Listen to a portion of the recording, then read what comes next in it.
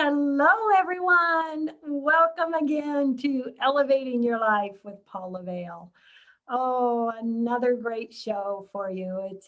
I'm just so honored every week to share such fascinating uh, guests with you. Today we have just an absolutely fantastic guest. We have with us Mike Anthony. And Mike has been a professional actor and not professional bartender since he graduated from Wayne State University with a Master of Arts degree in theater.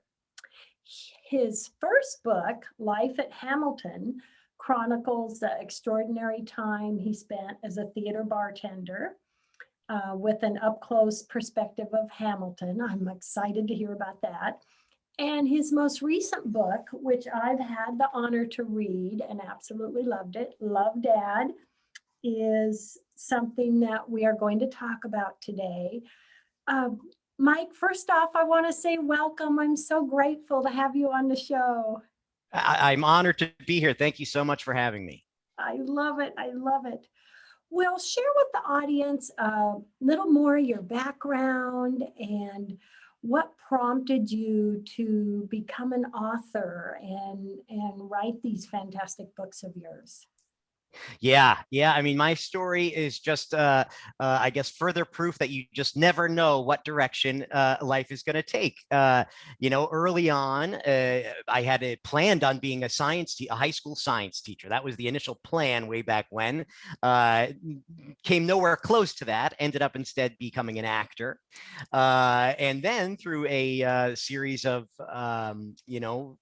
extraordinary events, I ended up spending a lot of time researching evidence that we are at the very least much more than our bodies, and possibly that consciousness survives death.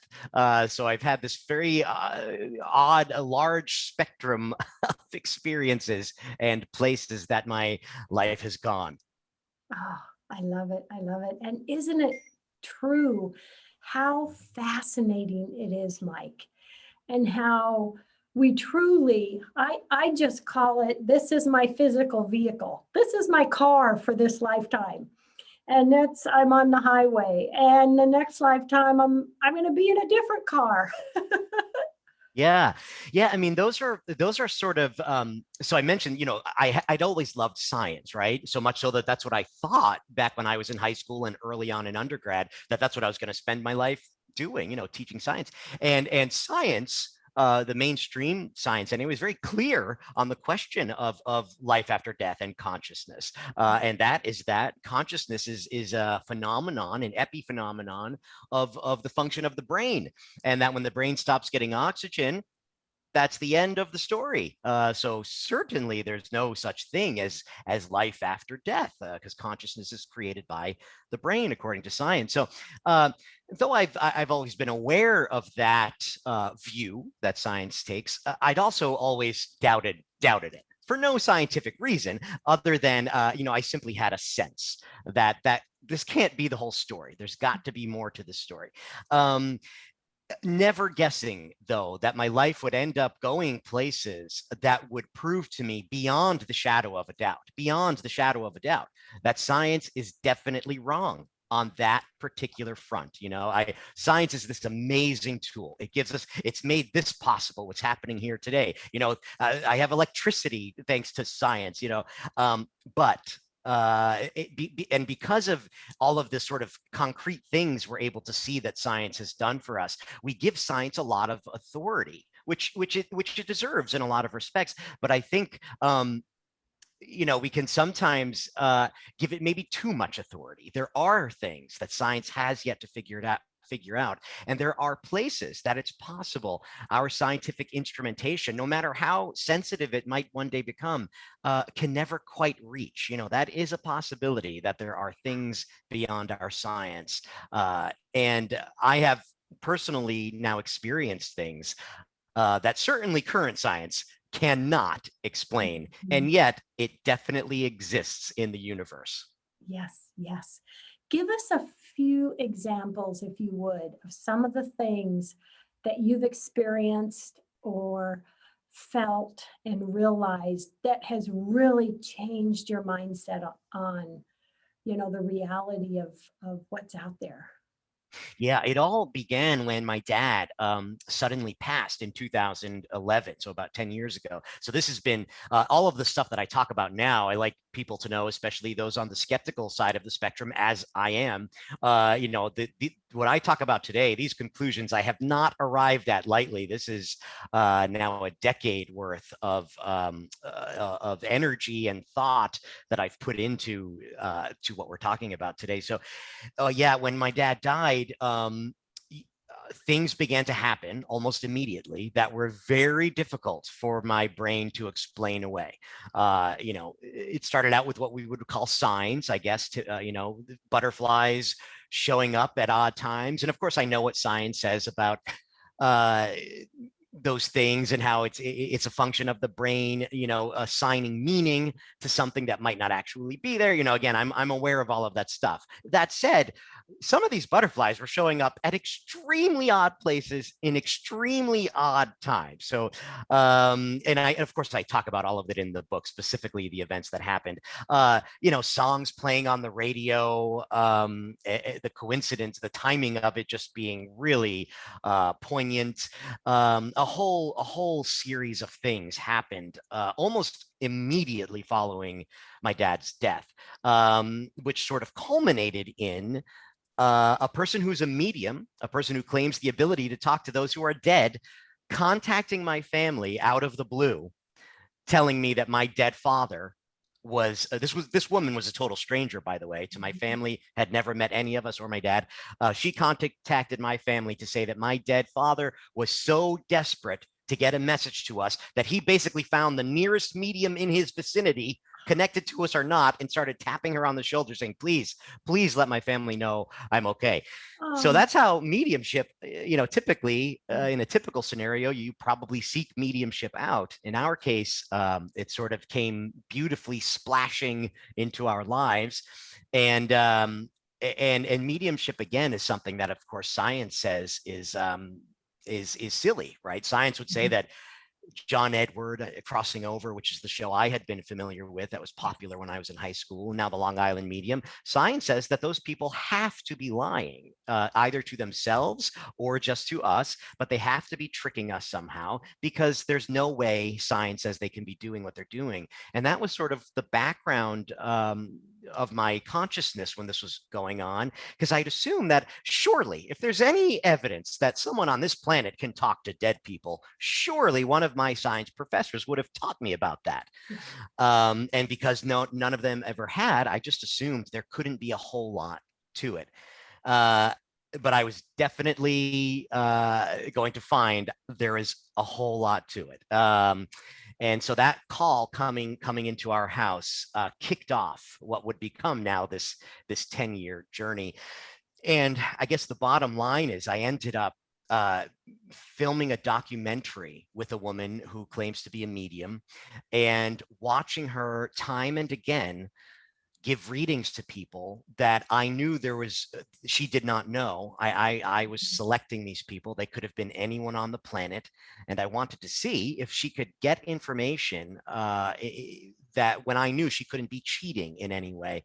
And I've now watched her time and time again do something that science cannot yet explain. Yes, yes. And that really is out there. I've experienced that a few times as well. And it's amazing. But the way I see it, Mike, there is so much beyond uh the right here, where we're sitting, where we're talking. I mean, there is so much outside of us, that we're connected to, and we're connected energetically and vibrationally with others. And that's with those who are alive in a physical body and who are not. Yeah. Yeah. And so many of these experiences that you're talking about, people have all the time, experiences that lead them to believe that we are connected in some energetic way that we cannot yet explain, right? There's so much anecdotal evidence. The issue that science has is that science as a method is all about replicability, right?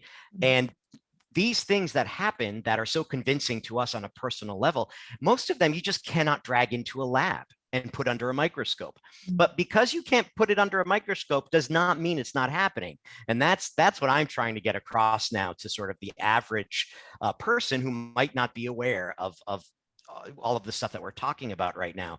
But that said, there are things that have happened under rigorously controlled situations by real scientists, carried out by real scientists, not your local bartender. There's a wonderful scientist right now, a woman named Dr. Julie Beischel. She is a brilliant scientist. She sort of stumbled across mediumship in her own life, similar to the way I stumbled across it. And as a good scientist should, she observed something that her critical mind could not explain, and she was not going to let that go. So she ended up testing it, and now the evidence was so compelling that Dr. Beischel has now, that is her entire focus, is studying mediumship in a lab using quintuple blind protocols. So 5 levels of blinding. But basically what that means is they've ruled out, for all intents and purposes, that the people they are testing in the lab setting could be cheating. And Dr. Beischel has come to the clear conclusion. The math, the statistical analysis is telling her without a doubt that there are some people on this planet who have an ability that she calls anomalous information reception, just to give it a good, scientific sounding name, anomalous information reception, just meaning that somehow some people know things that they should not be able to know. And they're gathering them by some pathway that science has not yet identified. So that is really why I ended up writing the book, is because not only was I having now personal experiences that were difficult for me to explain away. Once I started to do some research, I found that there is a ton of actual science that has been done by many different people in many different fields, pointing to what I would now consider to be the fact that that consciousness is not confined to the skull, at the very least. Consciousness is not, that the influence of consciousness does not stop at the barrier of the human body. Yes, yes. And do you know what I have been fascinated with for years is we get messages. I took a training from John Holland years ago, and he mentioned coins, feathers, different things, which are all a message, a sign. I see them as a, hi, I love you, hi. I get that all the time. Just this week, in a spare bedroom that we don't use in our home, I was in there and I go in, store a few things in there, and there's a penny in the middle of the floor on the carpet. Just this week, coming home from the grocery store, on my path down to the front door, there's a feather. I picked it up, I brought it in, I go out to get more groceries. There's another feather in the same spot. I mean, all of that is messages being sent to us by, angels or loved ones that have left their physical body. It is fascinating and fun. It is. It is. And I am now a person who can enjoy those things. For a long time, the skeptical part of my brain was very much in the way of just fully enjoying that stuff. The scientific part of me is saying, well, there could very well be, a quote unquote earthly explanation for this. However, when you wrap those stories inside of all of the stronger evidence that is out there, and you see them in context of all of these other lines of evidence, if we accept that life goes on beyond death, which I now have come to the personal conclusion that it most definitely does, and we accept that once we're out of body in whatever realm it is or realms we might go to, and we are able to reach back in some way to communicate with our loved ones. And again, I've now come to the conclusion, based on a lot of science, that this is most definitely possible and that it is actually happening. If we accept those things, then it starts to make sense. Yes, if I can put a penny in someone's path that's somehow going to make them think of me, remind them of me, lighten their day somehow, I am absolutely going to figure out a way to put a penny in their path, And so when you think of it that way, all of these experiences that I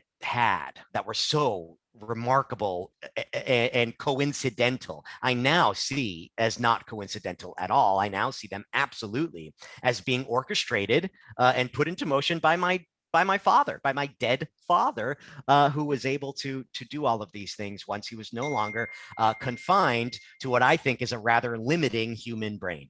Yes, yes. And myself personally, I also believe it's true that not just our human, loved ones that pass on, our pets are still there and watching us and connecting us. It's so amazing. And I have to say, I love seeing in your book the mention of, and I'd love you to share information, intermission memories. That is something that is so fascinating. For those out there that don't know about this, please share a little information on what that is, Mike. Yeah, there's a whole area of study surrounding children who have memories that they claim are from previous lives. And it's far more widespread, I think, than people realize. For a long time, I think people might have these stories in their family, but they might be considered weird or whatever, so they just didn't talk about them. Now it's being talked about more, and with the advent of social media, people have places now where they can go and share stories like this. So we now know that these stories are incredibly widespread. There's a fantastic study by a guy named Dr. Jim Tucker at the University of Virginia, the Division of Perceptual Studies. Now, this was started by Dr. Ian Stevenson, who was this brilliant scientist. And it's been going on now for about 60 years, where they've been studying these cases very rigorously. So it's not just anecdotal stories where a mom says, oh, my kid the other day started talking about his old mommy, and when they used to live on Benson Street, where they had a dog named Rufus. They eventually, a lot of these children will give so much information that they're able to, the University of Virginia is able to track down who this previous person was. And when they finally do, they find that all of the things that kid said are accurate. That family did have a dog named Rufus. They did live on Benson Street. He did have a sister named Chloe. His dad's name was John. In one of the cases, a famous case now, getting more famous, a woman named Cindy Hammonds with her son Ryan Hammonds. I'm involved in a Netflix series called Surviving Death. It's on Netflix right now, actually, and we have this case in that series, so you can go and watch this now. It's the 6th episode, the final episode of the series. Ryan had like over 50 things that he had said, and when I say this, he was like 3 years old. These kids are usually 2, 3, and 4 years old when they start saying this stuff, And over 50 things that Ryan said, once they went through the incredibly arduous task of figuring out who this kid was talking about. It took a ton of work to find out who the person was. And once they identified this guy, everything that Ryan said, all over 50 of those things were accurate to that life. And the chances of that being coincidental are, statistically, it's astronomically, it's basically impossible that could be by coincidence. So another thing that a lot of these kids will report, other than these facts from their previous lives, and they're not just facts, by the way, a lot of times these kids are incredibly emotionally invested in this, sometimes literally crying for days on end to be taken to their other mommy, for instance, or their other home. Can you imagine this? Yeah. But so one of the other things that happens in I think about a third of the cases, the kids report intermission memories. They report remembering the time between their last life and this life. And for instance, a good portion of those kids who have intermission memories will say, yeah, mommy, I found you. I remember you were on that beach with daddy that night in front of the Pink Hotel. This is a case, the James Houston case, also here in America. They live in Louisiana now, but he was like, yeah, I saw you and mommy in front of that hotel, that Pink Hotel in Hawaii. Again, he's like 3 years old. And as it turned out, that was where he was conceived in Hawaii in front of a pink hotel. So yeah, the intermission memories are fascinating because they can be verified also sometimes by what the children are saying about what they're seeing from the place in between lives. Yeah. Indicating also, of course, that would mean that obviously consciousness does not need a brain in order to form memory, right? They're obviously forming these memories without a body. So that's important to note. Yes. Oh my gosh. Isn't that just fascinating? Completely. Oh, wow. What would you say to the listeners listening to this that might wonder, what can I do to be more aware and to receive and pick up on some messages that I may be getting that I don't realize I am? Yeah, I mean, in my own, so this is something I can only talk about on a personal level and not scientifically speaking. On a personal level, I have found that meditation has been a big aspect in it because my brain is so busy, right? I have a very busy brain. It just never shuts off, which serves me well here in the 3D world. But I have found it can make it difficult for, if there is something beyond the 3D world, it's possible that a busy brain makes it hard for things to seep in from whatever these other dimensions might be. So for me, I've had all of these incredible experiences with my dad through mediums, right? And especially through something called physical mediumship, which is a whole different thing. It's crazy. I write about it in the book. I had an experience that totally changed my life.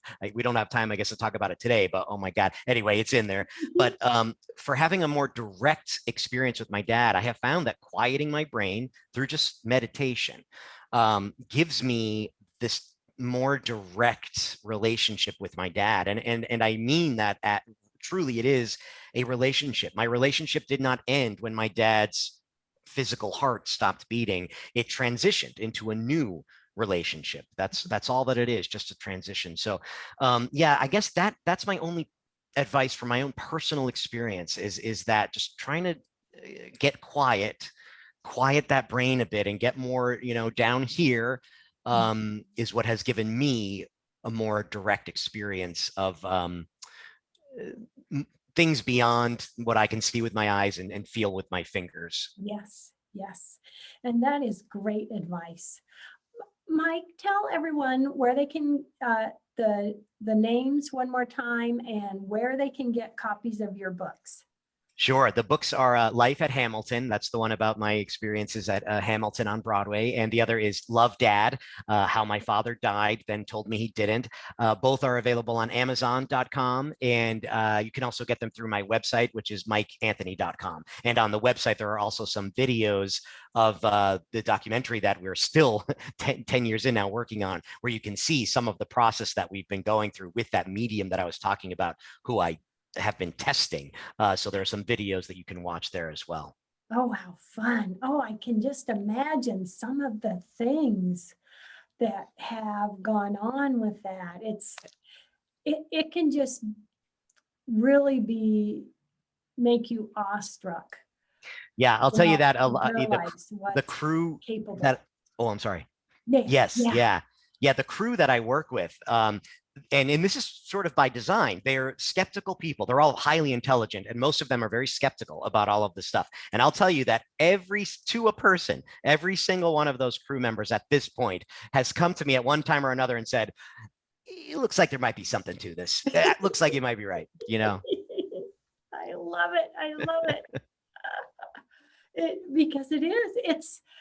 And once you kind of turn your head to that and think, okay, I'm going to be a little more open to that and research it and look into it, it can blow you away. It can open such a door. Exactly right. I mean, that's the thing. Once I started investigating, I realized that the information is out there for those who seek it, for various reasons that, again, we won't have time to get into today.